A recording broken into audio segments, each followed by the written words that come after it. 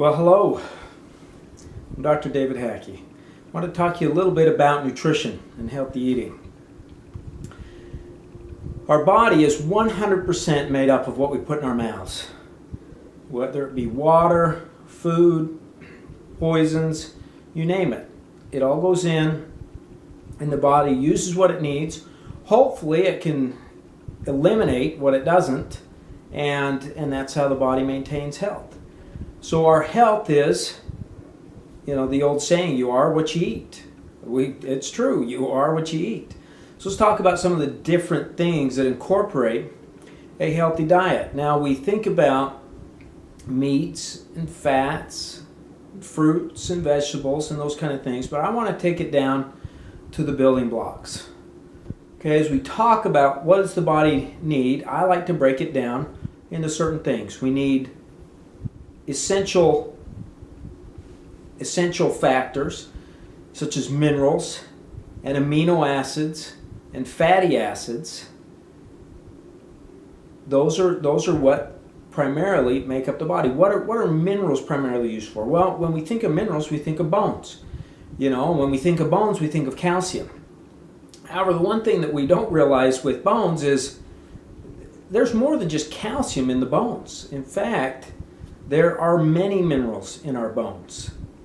Magnesium is in our bones, potassium, calcium, of course, we just said, manganese, molybdenum, cobalt. They all have different functions. We're not just calcium. If we were, our bones would be like chalk. Chalk is white. In that way, it's similar to bones, but you certainly wouldn't want to have your bones be made of chalk. They would just crumple. But the other things that we don't realize is these minerals are involved in much more than just our bones. Our heartbeat is regulated by potassium and sodium and calcium channels that these different minerals are involved in maintaining the electrical differences and maintain the electrical conductivity of the heart.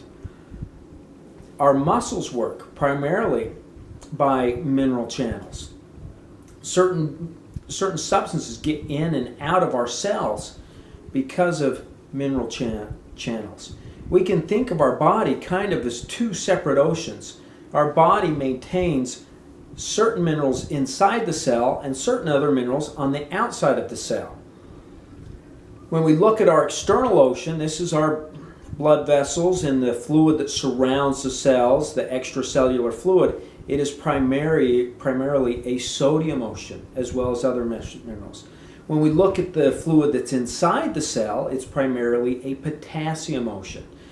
When people talk about avoiding salt for blood pressure, what they're talking about avoiding getting too much sodium because it can put our body out of balance. Too much sodium on the outside, not enough potassium on the inside.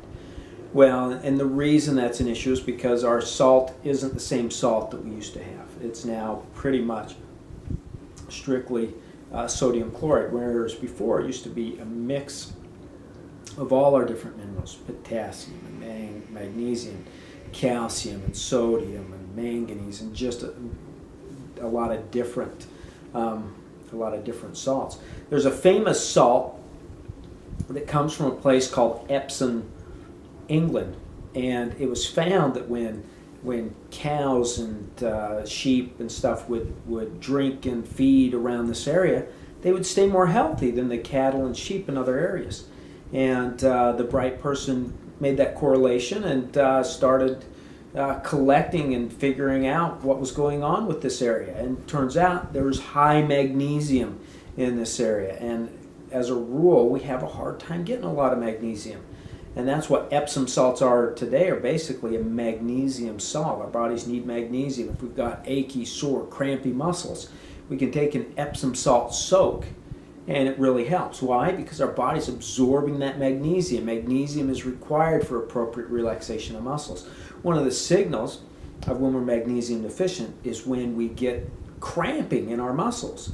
That can be a sign of being low in magnesium. Can also cause heart arrhythmias and other things. So these minerals are super important. we need all of them in particular ratios. Calcium and magnesium actually go together.